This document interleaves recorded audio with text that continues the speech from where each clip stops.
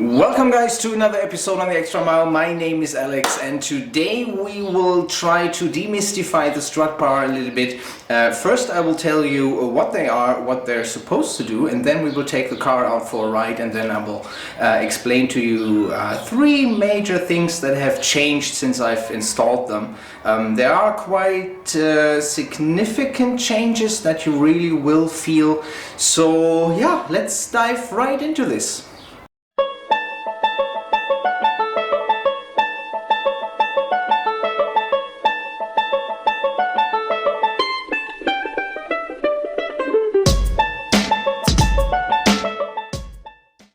So let's start with the theory behind it. Obviously the strut bar is mounted to the strut towers in the front. I've also one in the rear, and the strut towers, they seem very sturdy, and obviously they are, but they still flex just a tiny little bit, and we're not talking about inches here. It's just a little bit of movement that happens when you drive over potholes or when you're cornering hard. The chassis will flex just a little bit and the strut towers will move towards each other just a tiny little bit. You can think of it as an extra damper on top of the suspension itself that kind of gives a little bit of vagueness to the handling. And yeah, the strut bar, its sole purpose is to minimize the flex that happens. And I was hoping that there will be significant changes that you can feel while driving, because otherwise why would you install one? And there are. So I would say let's take this baby out for a ride, and then I can tell you what actually has changed in the handling. And it is actually quite significant. So let's do that.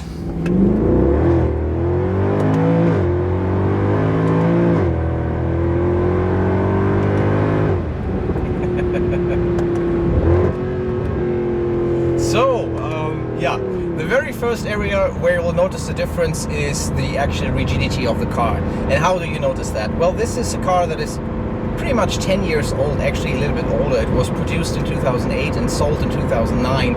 And now we have a bit over 150,000 kilometers on the clock here. So with cars that are a little bit older, what you will notice is that they make a few noises that you don't want, a few creaks here and there when you drive over a pothole. And my stuff is sliding around back there. So yeah, there are a few noises that you don't want. You can hear a little bit of creaking from the back, you can hear a little bit of creaking from the dash, and obviously oh wow, okay, that guy just went off-road a little bit and drove on the grass, but okay, he's doing fine now. So yeah, that's a change that you will notice immediately. There's less flex in the chassis, so that means there's less unwanted noise, less creaking that is generated from the chassis and the parts that are installed within it. And that is a very welcome change actually, because you don't want to hear any creaking, you don't want to hear any yeah, well, unwanted noises. You want to hear this. And yeah, so that's the first thing that you notice. And along with that, it's not just a noise reduction, there's just a feeling of rigidity, a more planted feeling of the car. It's hard to put that into words, but yeah, that's actually a nice bridge to the second point, which is the handling, the change in handling, and that is actually quite significant. The suspension itself appears to be a little bit stiffer, and you can notice that through all the tiny little bumps in the road that are more transparent in the car. You can feel more of the road, you can feel more of the small changes in the road, you have a better idea of what the car is doing, and that is actually very noticeable. It's really hard to, well, again, it's really hard to put into words how it feels, but the suspension appears to be a little bit more stiff, a little bit less forgiving, which makes sense because the strut towers can't move on their own anymore, or at least not as much as before. So you definitely notice that. It's even small things. When you drive over these painted lines in the road, you can feel that now. You can feel it quite clearly actually. So along with the rigidity comes a better feel of the road, which again is a very welcome change.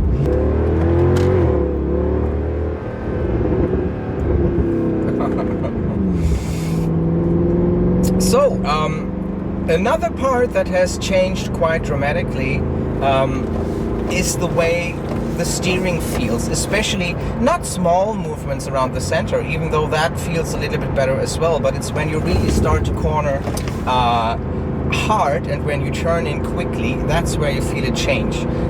Before there was a little bit of what would be the right word, maybe vagueness in the steering, not a lot, just a little bit, and that is completely gone. It just feels more controllable, more predictable, and just overall better.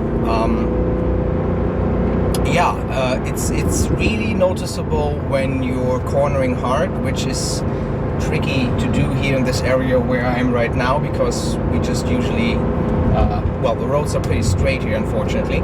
But yeah, when you're cornering hard and when you turn in quickly, that is where you will notice a change. The change of direction of the car seems to be more immediate, seems to be more controllable, predictable. There's a general feeling that you have a better idea of what the car is doing and what the car is about to do, if that makes any sense. And it's definitely noticeable. Let's actually overtake this guy.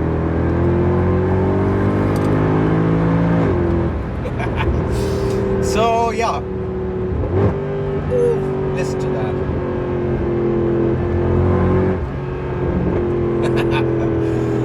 Yeah, you will not notice this as much when you're just driving along, when you're just cruising, but as soon as you start to drive a little bit more quickly, in a very safe manner, of course, that's when you will notice this. Let's actually turn around here.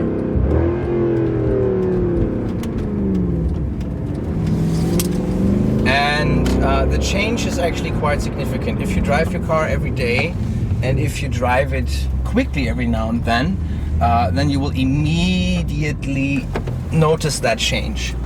It's not vague, it's not like, oh, did something change or did it not change? It did change, and you will be able to feel this. So that is another very welcome change to the handling of the car. And along with that comes predictability at the limit. That is actually something that was quite significant that I noticed pretty much right away. Let's see if we can get to a part here where we can do a little bit of oversteer. You will notice that the car at the limit is, I have to use the words again, more predictable. There's less vagueness to the handling. Sometimes when you drive at the limit, you can actually feel a little bit of chassis flex, which makes all your input a little bit more indirect.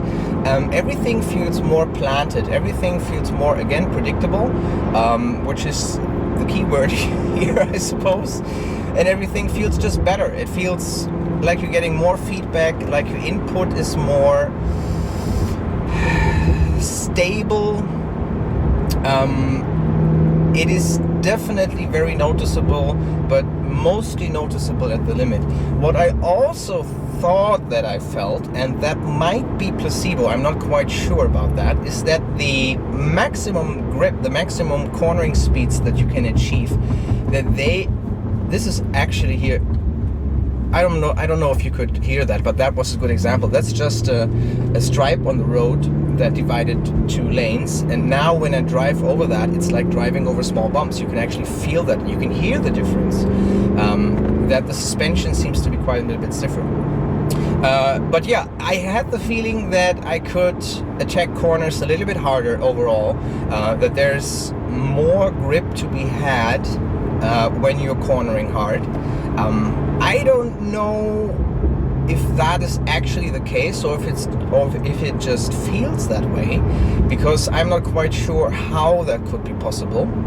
It might be Obviously, there's a lot of force acting on the car when you're cornering hard. You're driving 1.7 tons around here, and when you're cornering at the limit, there's quite a bit of force acting on the strut towers. So they will obviously, if they bend, they will bend during hard cornering. So it might be that by limiting or almost eliminating that flex of the strut tower, that maybe the angle where the tire meets the road is a little bit better, or yeah, it's hard to describe, but I can only say that at least subjectively it felt to me like I could corner a little bit harder, that the maximum grip, the mechanical grip, was raised just a little bit, maybe in the 5 to 10% area. And again, that could be placebo, that's just subjective. I'm not quite sure if that's actually the case, but it definitely felt like that. So yeah, another very welcome change.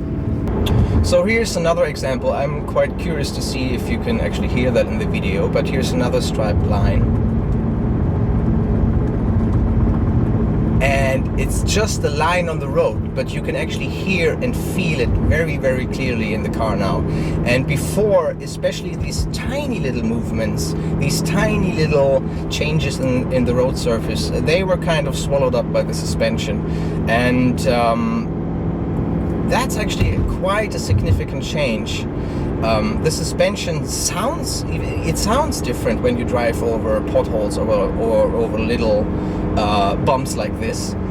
It sounds harder, it sounds harsher. So there's definitely a very noticeable change. We're actually driving out of the town so we can overtake. Oh, that's nice. Yeah, we had a little bit of a butt wiggle there when we accelerated in second gear, and that is one area that is definitely much improved. Whenever the rear end breaks loose now, it is so much more controllable and predictable. That might be the most significant change between no strut bars and the strut bars installed. And remember, I have one in the back as well as in the front.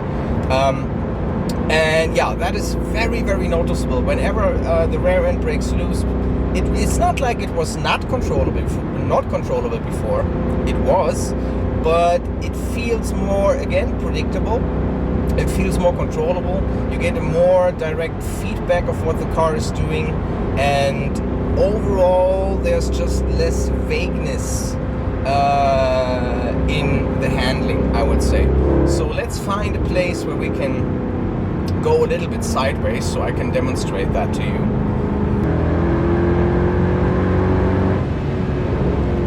Oh, it sounds so good.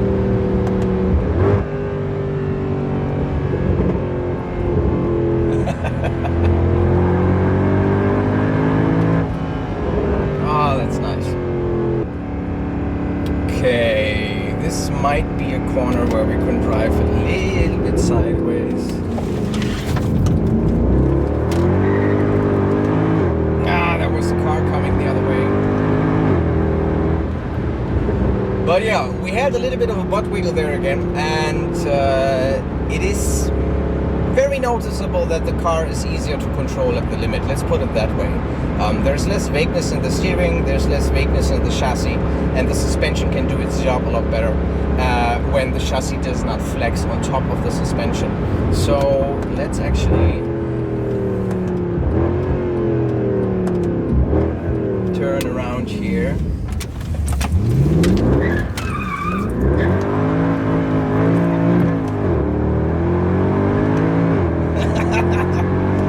And it's these kind of things that are more predictable and more, it's easier to do a little bit of a slide now, because you know what the car will do, you know how it will react, and that makes the whole thing easier to do.